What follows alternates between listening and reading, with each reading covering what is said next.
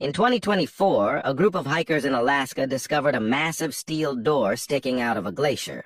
At first, they thought it was part of an old mining site, but when they brushed away the ice, they found a military warning painted on the metal. Authorized personnel only, Facility 14.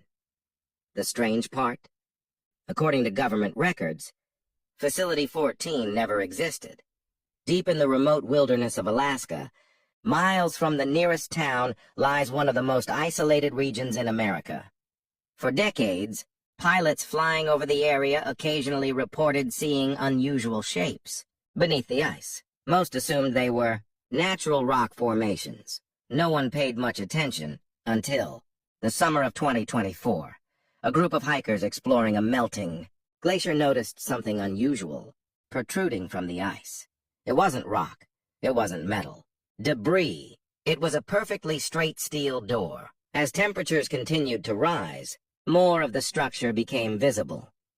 The door stood nearly 15 feet tall and was built directly into the mountainside beneath the glacier.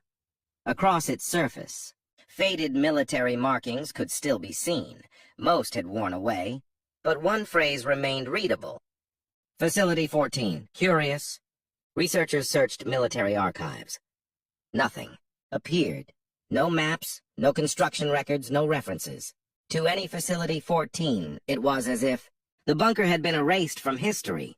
Weeks later, a private expedition received permission to investigate.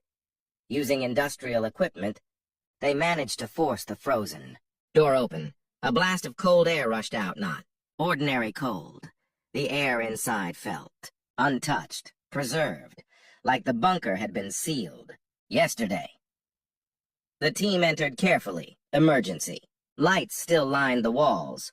To everyone's surprise, some were still glowing. The corridors stretched deep beneath the mountain. Rows of empty offices sat, frozen in time. Coffee mugs remained on desks. Maps still hung on. Walls, a calendar displayed a date. October 17th, 1968. It looked as though the entire facility had been abandoned in a single day. Then the team reached the command center.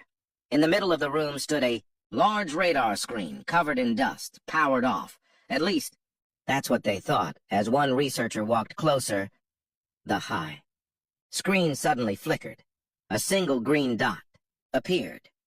Then another. Then dozens, moving slowly across the display. The room fell silent. No one understood what they were seeing.